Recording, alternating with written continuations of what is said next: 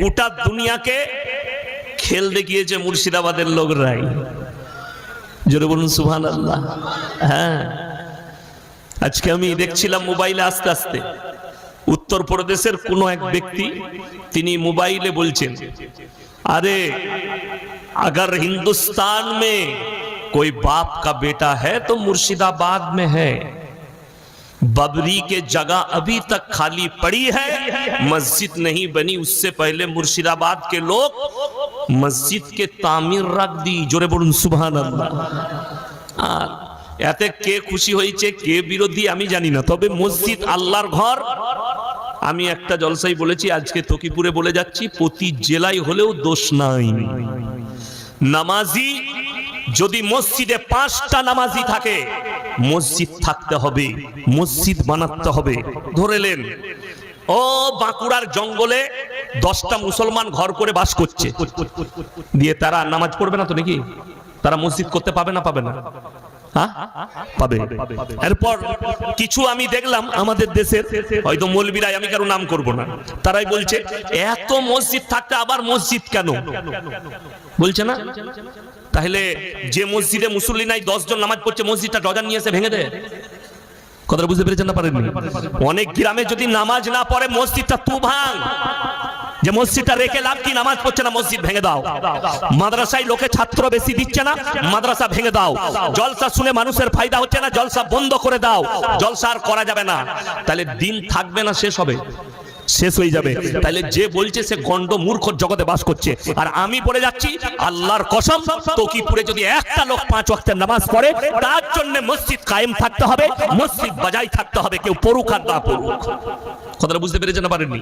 একজন নামাজ পড়লে তার জন্য মসজিদ থাকতে হবে, অসুবিধা নেই। কিন্তু দুঃখ লাগে, একজনের জমিয়তের হেড, পশ্চিম বাংলার, নাম করব না, তিনি বলছেন কাপাসডাঙ্গায় এতগুলো মসজিদ, মির্জাপুরে এতগুলো মসজিদ, আবার মসজিদের কি দরকার? সেই মৌলবীকে ডেকে জিজ্ঞেস করুন যে একটা গ্রামে ঝগড়া করে 5টা মসজিদ হয়েছে, ঠিক বললাম না ভুল বললাম? মসজিদে ঝামেলা হয়েছে, চল তো সালা এরা সুজা পেয়েছে, আমাদের পাড়ায় আর একখান মসজিদ করব, লেগে গেল ঝামেলা, ঠিক বললাম না ভুল বললাম? এই করে মসজিদ হয়েছে না হয়নি? তাইলে তখন তুমি এসে বাধা দিলে না, ভাই পায়ে ধরছি আর একটা মসজিদ করো না, এসো আমি বুঝি দিই, ঝামেলাটা মেরে দিয়ে একটাই মসজিদে নামাজ পড়ো। কোনো মৌলবি আইছে? আসে নাই? বরঞ্চ ভাই আমরা মসজিদ করছি, হ্যাঁ করো, একটা জলসা করো, আমি চলে যাবো। কেন? হারাম করে টাকা পাবে জলসা করলে। আমি বললি খারাপ? উদ্বোধন করার জন্য দাওয়াত পাবে, দেশি মুরগি দিয়ে ভাত খাবে, এসে নামাজটা পড়ি দিয়ে চলে গেল। আর একটা মসজিদ হচ্ছে, এখানে নিজের রুটি শাকার জন্য বলছে মসজিদ করে লাভ কি? হসপিটাল করো, আরো কিছু করো। তো তুমি মাদ্রাসা করেছো কেন? তুমি কেন মাদ্রাসা করছো? কেন আরো মাদ্রাসা হচ্ছে? যদি আমি বলি বেলডাঙ্গায় জালিলিয়া আছে, সুরুলিয়া আছে, আবার কেন আশেপাশে মাদ্রাসা হচ্ছে? মাদ্রাসাগুলো বন্ধ করো। এটা আমার বলা ঠিক হবে না, অন্যায় হবে? তাড়াতাড়ি বলুন। আমি বলছি প্রতি গ্রামে একটা করে মাদ্রাসা করুন। কেন? দ্বীনি তালিম, দ্বীনি শিক্ষা অর্জন করা প্রত্যেকটা মুসলমান নরনারীর জন্য কি ফরজ। যে গ্রামে মক্তব নাই, আপনাকে বলে দিই আমার বন্ধুগণ, সবাই বলুন আমরা আজ থেকে 5 ওয়াক্তের নামাজি হব। বলুন ইনশাআল্লাহ। তো বলুন ইনশাআল্লাহ। আল্লাহকে বিশ্বাস করি, হাত তুলে বলুন জোরে ইনশাআল্লাহ। আল্লাহকে যখন বিশ্বাস করেন, নবী মুহাম্মদ সাল্লাল্লাহু আলাইহি সাল্লামের যখন আপনি উম্মত, আপনি আল্লাহর রাসূলের জন্য আমাদের সকলের জান কুরবান, জোরে বলুন তো ইনশাআল্লাহ। হ্যাঁ, যদি কুরবান হয় তাহলে এরপর বলুন নবীজি যেগুলো নিষেধ করেছে সেগুলো করা যাবে?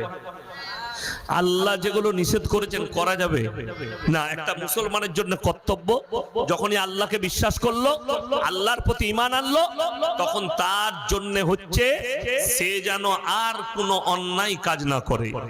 মুসলমান দাবি করলে তার জন্য দুটো রাস্তা। কটা রাস্তা বললাম?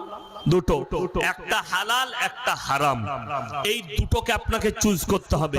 আপনি হারাম চুজ করলে আপনি বদ্দীন, আপনি বেঈমান, যেহেতু আল্লাহকে আপনি বিশ্বাস করেননি। আর আপনি হালাল চুজ করলে আপনি মুমিন। আল্লাহর কাছে যারা পুরস্কৃত হবে তারা বেঈমান না মুমিন? জোরে বলুন মুমিন। মাশাআল্লাহ। তাহলে এরপর চলুন ইসলামী শরিয়ায়, আশা করি জানবেন এটা রেজিনগর থানা, তো রেজিনগর থানা, যাই হোক এই রেজিনগর থানায় তাহলে একটা মুসলমানও, এই তকিপুরটা কত বড় গ্রাম, কত ঘর আছে? অনেক বড়। আমি শুনেছি, তাও জিজ্ঞেস করলাম ভাইজানকে, অনেক বড় গ্রাম। এই তকিপুরে তাহলে একটাও মুসলমান সুদ খায় না? আর কথা বলবেন? খায়। দোষটা কোথায় জানেন? যখনই দেখে যে এরপর তো ও বাঁশ দিতে লেগেছে, তখন আর সাড়া দেয় না। কত জোরে সুবহানাল্লাহ বললেন, কত জোরে ইনশাআল্লাহ বললেন। এটাও জোরে বলুন যে হ্যাঁ ইনশাআল্লাহ তকিপুরে সুদখোর আছে, আছে না নাই? আছে। রেজিনগর থানায় আছে না নেই? অথচ কোরআনে আছে ওয়াহাল্লাল্লাহুল বাইয়া ওয়া হাররামার রিবা, আমি সুদকে হারাম করেছি আর ব্যবসাকে হালাল করেছি। আপনি ব্যবসা করুন না, পাথরের ব্যবসা করুন, মাটবেলের ব্যবসা করুন, আলু পেঁয়াজের ব্যবসা করুন, শাক সবজির ব্যবসা করুন, ধুনের ব্যবসা করুন, জিরে হলুদের ব্যবসা করুন, কিন্তু আপনি ব্যবসা করছেন কিসের? সুদের। ঘুমিয়ে ঘুমিয়ে পয়সা লোভ। আর কোরআনে আল্লাহ বললেন হারাম। যে ব্যক্তি হারাম জেনে সুদ খেলো, এই লোক আল্লাহর সঙ্গে যুদ্ধ ঘোষণা করলো। যে আল্লাহর সঙ্গে যুদ্ধ ঘোষণা করলো, সে আর মুমিন থাকবে? কথা বলেন জোরে, থাকবে না। নাম্বার 2, নবীজি সাল্লাল্লাহু আলাইহি সাল্লাম বললেন, যে ব্যক্তি হারাম জানার পরে সুদ খেলো, নিজের জন্মদাতা মায়ের সঙ্গে 36 বার জিনা করার সমান পাপ করলো। বলুন নাউজুবিল্লাহ।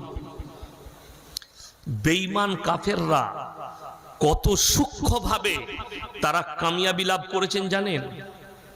আমাদের এত জলসা, মসজিদে এত বায়ান, এত জলসা শুনছে মানুষ, এত মোবাইলে জলসা শুনছে, তারপরও বেঈমান কাফেররা কামিয়াবি লাভ করেছে। কেন? আপনাকে বলি, তারা চেষ্টা করেছে প্রতি বাড়ি বাড়ি সুদ ঢুকিয়ে দাও। আশা করি আপনাদের এই তকিপুর গ্রামে বন্ধন লোন, গ্রুপ লোন নাই, আছে? এখন গোলমাল কোথায় জানেন? এই বায়ান করলেই মেয়েরা আমাকে গাল দিবে। এই 10টা মেয়ে গ্রুপ করেছে, তাদের মধ্যে একজন আবার হেড হয়, আর 9টা মেয়ে তাকে ম্যাডাম বলে আসছে। মনে করে আমার তো যাহা তাই ব্যাপার, এমনি ম্যাডাম হতে পারে না, সুদ খাবার ম্যাডাম হয়েছে। আমি আমার বর্ধমান জেলায় ভাতার থানায় একটা